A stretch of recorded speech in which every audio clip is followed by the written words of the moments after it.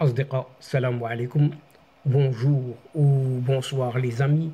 J'espère que vous allez bien partout où vous vous trouvez. En tout cas, c'est ce que je vous souhaite. Et pour le meilleur de toutes les circonstances et de toutes les situations, bien sûr. Bienvenue sur votre chaîne Bled Maghrébia qui attend comme toujours vos encouragements dont nous avons bien besoin parce que tout simplement, ils nous font beaucoup de bien. Merci pour vos gentils commentaires, merci pour vos compliments et encore un merci pour vos précieux conseils. Mais n'oubliez pas de vous abonner pour rester tout simplement très informé des dernières nouvelles. En quelque sorte, soyez toujours branchés avec nous et avec votre chaîne. أصدقاء، نتمنى تكونوا بخير وعلى خير أينما كنتم. أهلا وسهلا بكم ومرحبا بكم في قناتكم. Cette séquence vidéo revient sur les propos d'un ancien ambassadeur de France en Algérie, affirmant que l'actuelle présidence de la République française a totalement misé sur l'Algérie. Et ce pari se transforme en un piège, tout simplement. Et cet ancien ambassadeur de France ne va pas par quatre chemins et ne mâche pas ses mots non plus. Et il y a de quoi quand il s'agit de décrypter petit à petit la situation actuelle en cette Algérie avec la complexité de ses relations franco-algériennes. Invité à animer la conférence intitulée L'énigme algérienne, tout un chapitre, à Toulon, le 28 septembre dernier, cet ancien ambassadeur a accordé une interview au journal Nice Matin et dans laquelle il livre un point de vue sans concession sur ce pays qu'il connaît par ailleurs très bien. Entre guillemets, l'énigme algérienne, et tout est dit. C'est le titre que porte le livre écrit par Xavier Driancourt. C'est de lui qu'il s'agit, cet ancien ambassadeur en Algérie, où il compile ses chroniques d'ambassadeur à Alger. En l'occurrence, celui qui aura été en poste le plus longtemps, de 2008 à 2012, une première fois, et une seconde fois, de 2017 à 2020. Donc, il sait de quoi il parle quand il s'agit de cette Algérie-là. Mais cet intitulé, c'est aussi celui de la conférence qu'il a animée à Toulon le 28 septembre dernier. La persistance de cette notion de mystère qui entoure l'Algérie est donc prédominante dans le discours que Xavier Driancourt tient avec constance en les qualifiant de relations sinusoïdales à tendance baissière. On dirait comme si on était à la bourse. Et pour cause, s'en explique Xavier Driancourt dans cette interview accordée à Nice Matin. Donc, c'est bien à une énigme que la France est confrontée aujourd'hui, alors même qu'elle pêche par naïveté, persuadée que cette France est de parfaitement connaître cette Algérie qu'elle a colonisée pourtant pendant 132 ans.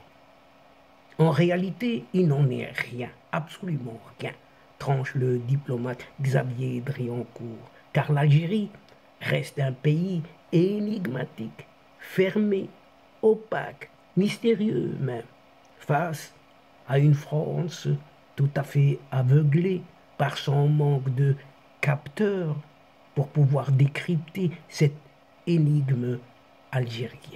L'Algérie elle, dispose d'une importante diaspora algérienne en France, qui lui permet de bien connaître cette France, pays avec lequel cette Algérie n'entretient d'ailleurs plus de relations économiques privilégiées, lui ayant préféré, entre autres, une certaine Chine.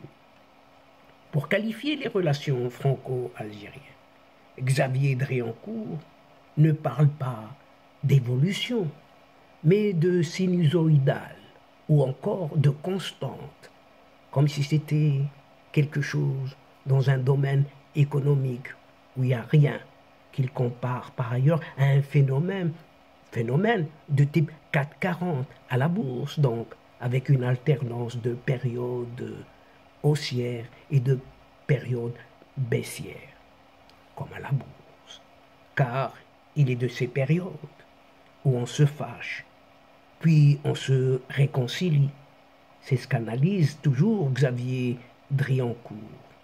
Toujours le même, celui-ci remarque que depuis quelque temps, force est de constater que la tendance baissière l'emporte beaucoup plus.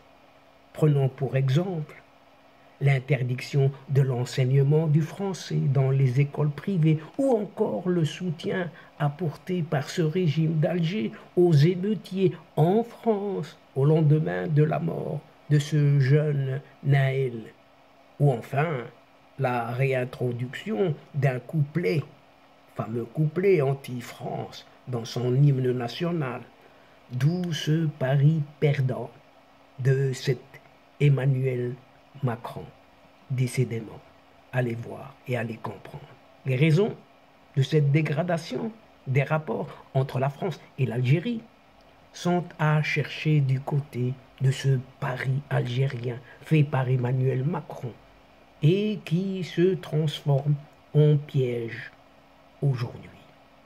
Car si ses prédécesseurs, à l'instar de Mitterrand, de Chirac, de Sarkozy, de Hollande, faisant en sorte de maintenir un équilibre entre nos positions vis-à-vis de l'Algérie et du Maroc. Le tropisme algérien d'Emmanuel Macron n'a eu pour effet que de récolter un retour en flamme, en insultes, des humiliations du côté d'Alger et encore une brouille avec le Maroc qui exige de la France que la France reconnaisse la souveraineté sur le Sahara occidental, comme l'a fait l'Espagne, par exemple, et de constater qu'aujourd'hui, la France n'est bien avec aucun pays du Maghreb, ce qui est de son avis plutôt préoccupant. Préoccupant pour Xavier Driancourt.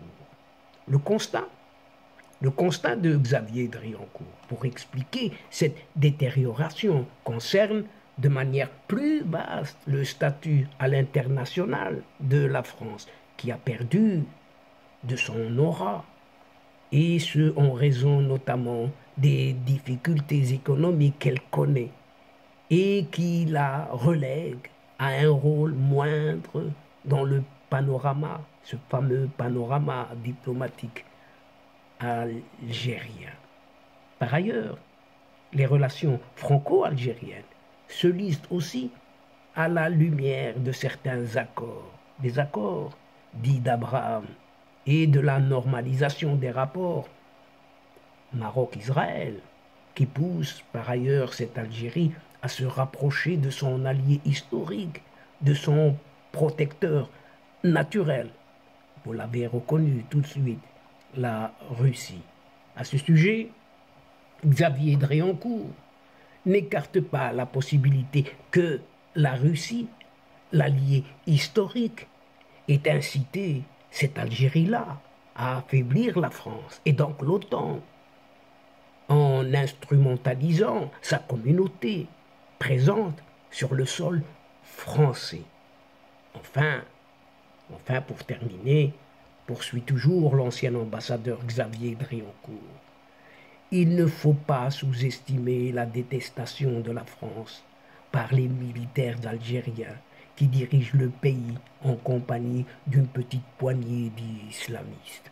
En attendant un semblant d'élection présidentielle de décembre 2024 qui permettra de voir peut-être si ce raté athée est toujours soutenu par le système politico-militaire. Xavier Driancourt invite la France à instaurer un rapport de force avec l'Algérie, en remettant notamment en cause un certain accord franco-algérien de 1968 qui définit les conditions de circulation, de séjour et de travail des Algériens et des Algériennes en France. Et c'est là-dessus que se termine cette séquence. Et donc, chers amis, à une prochaine fois, en vous retrouvant avec un immense plaisir, comme toujours. Et n'oubliez pas de vous abonner, de faire abonner vos proches, vos connaissances, vos amis, et pourquoi pas les membres de votre famille, tout simplement pour recevoir les toutes dernières infos de votre chaîne, tout en vous remerciant pour votre suivi. Mais n'oubliez pas de partager partout où vous êtes, n'oubliez pas de partager.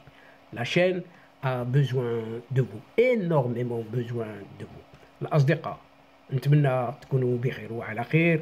الأصدقاء وصلنا إلى نهاية هذه الحلقة، وقبل موعد آخر المرة القادمة إن شاء الله لا تنسوا الاشتراك لتصلكم الفيديوهات أخرى، ونشكركم على مشاركتكم للمتابعة. خليناكم على خير. L'instant est arrivé, juste pour vous dire au revoir les amis et à la prochaine fois, Inch'Allah. الأصدقاء السلام عليكم ورحمة الله وبركاته. مع السلامة.